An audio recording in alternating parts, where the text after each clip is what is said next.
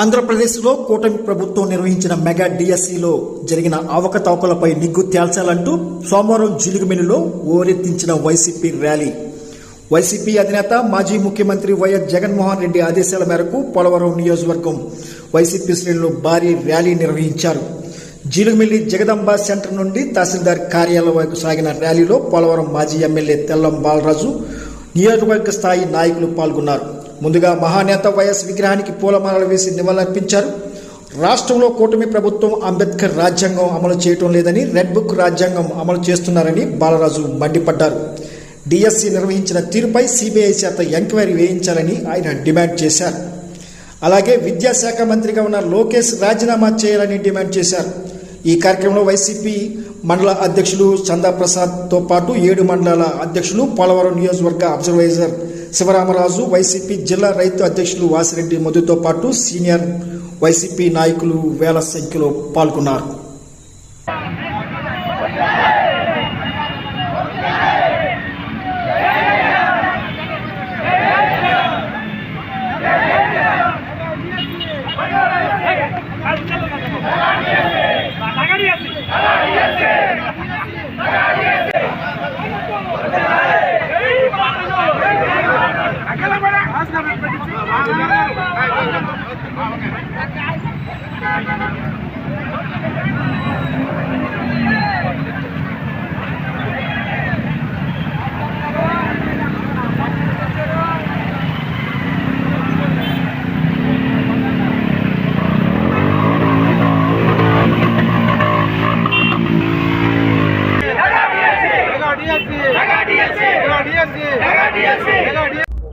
YS Jaganmohan Reddy గారు ఆదేశాల మేరకు రాష్ట్రంలోని అన్ని నియోజకవర్గాల్లో డిఎస్సి అక్రమాలపైన, అవకతవకలపైన పెద్ద ఎత్తున యువత, విద్యార్థులు, యువత తల్లిదండ్రులు అందరూ కూడా ఈ భారీ ర్యాలీలో పాల్గొనమైంది. ఈ ర్యాలీని బట్టి చూస్తే ఈరోజు నిరుద్యోగ యువతి యువకులు కానీ, విద్యార్థులు కానీ, డిఎస్సి అభ్యర్థులు కానీ ఏ విధంగా మరి మండిపోతున్నారో దీన్ని బట్టి అర్థం చేసుకోవచ్చు. డిఎస్సి మెగా డిఎస్సిని పేరు పెట్టి మరి దగా చేశారు. ఈరోజు సాక్ష్య ఆధారాలతో అభ్యర్థులు కూడా మరి చూపించారు.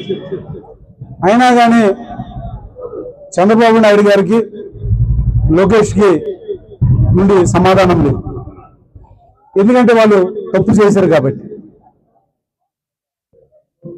డిఎస్సి కన్వీనర్ ఒకడే, ఎస్సీఆర్టీ కన్వీనర్ ఒకటే, పేపర్ దిద్దే అధికారి ఒకడే, పేపర్ పర్యవేక్షణ చేసే అధికారి ఒకటే.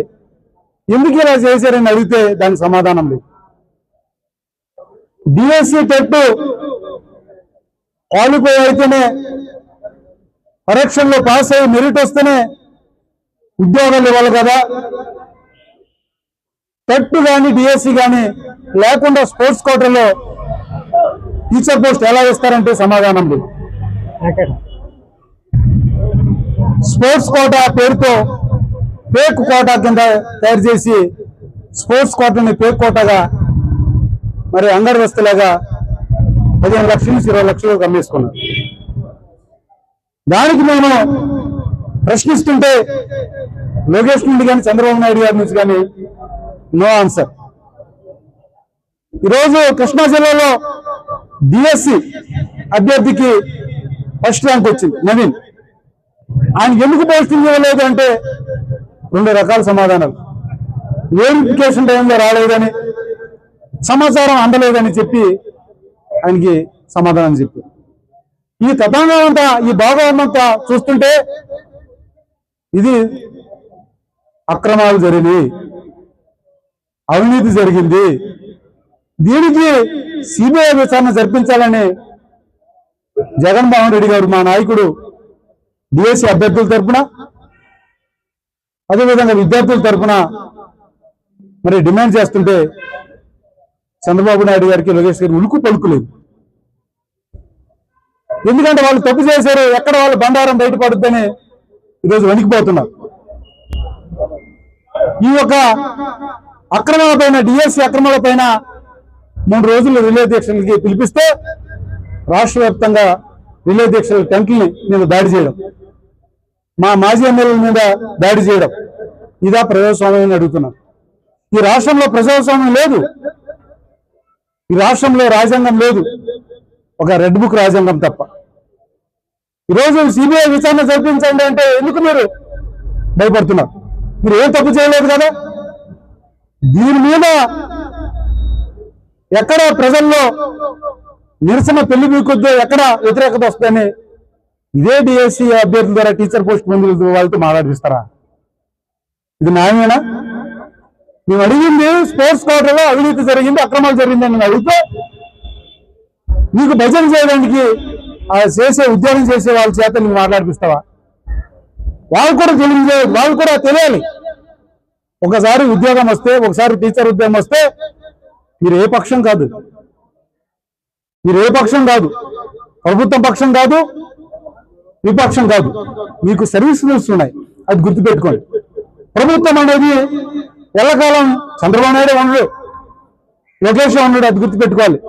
మీరు కూడా బాధ్యతమైన హితమైన ఉద్యోగాలు చేస్తున్నారు. మీరు రోడ్డు మీద రావాల్సిన అవసరం లేదు. ఏమంటే సమాధానం చెప్పాల్సిందే చంద్రబాబు, ఎవరైనా సమాధానం చెప్పాల్సిందే లోకేష్. అంతేగాని మీ చేత దొంగదారిని దొడ్డిదారిన ఆ టీచర్తో మాట్లాడిస్తున్నావు. సిగ్గుసేటి ఏ నీకు భయమా? నువ్వు వచ్చి చెప్పలేవా? నీ ఆధారాలు ఉంటే చూపించడం అడగలేవా? ఎందుకంటే ఆ రోజు ఆధారాలు ఉన్నాయి. డిఎస్సి అంటే డిస్ట్రిక్ట్ సెలక్షన్ కమిటీ ఎక్కడ జరుగుద్ది? కలెక్టరేట్ లో కలెక్టర్ గారి అధ్యక్షన జరుగుద్ది. మరి నువ్వు ఎక్కడ చేసావు? డిఎస్సి చేయవలసిన దగ్గర ఎల్ఎస్సి దగ్గర చేపించుకున్నావు. లోకేష్ సెలక్షన్ కమిటీ ఎక్కడ ఉంటుంది? అమరావతిలో ఉంటుంది. అక్కడ నువ్వు కౌన్సిలింగ్ పెట్టి నీకు కావాల్సిన వాళ్ళకి పోస్టులు ఇచ్చి అమ్ముకున్నావు. డిఎస్సి అంటే డిస్ట్రిక్ట్ సెలక్షన్ కమిటీనే లోకేష్ సెలక్షన్ కమిటీగా మార్చేశారు.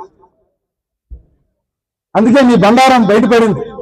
అందుకనే ఈరోజు వైసీపీ నాయకులు కార్యకర్తల మీద నిలదీస్తుంటే, ప్రశ్నిస్తుంటే మా మీద దాడులు చేపిస్తున్నావు.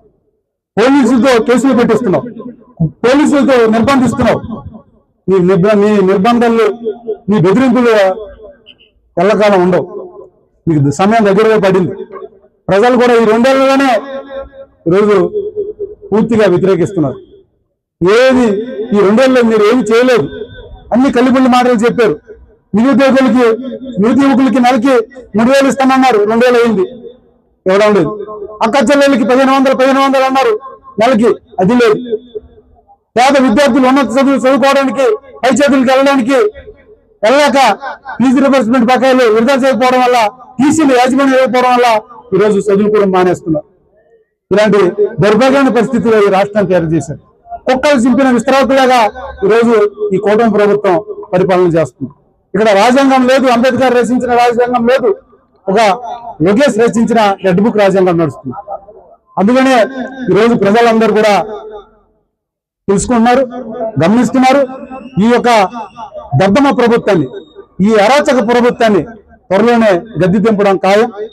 అందుకని ఈరోజు ఈ డిఎస్సి అభ్యర్థుల తరఫున, నిరుద్యోగ యువకుల తరఫున ఒకటే మేము డిమాండ్ చేస్తున్నాం. సిబిఐ విచారణ జరిపించాలి ఈ డిఎస్సి అక్రమాల పైన, లేకపోతే వెంటనే లోకేష్ రాజీనామా చేయాలని మరి ఈ రాష్ట్ర ప్రజల తరఫున గట్టిగా డిమాండ్ చేస్తున్నాం.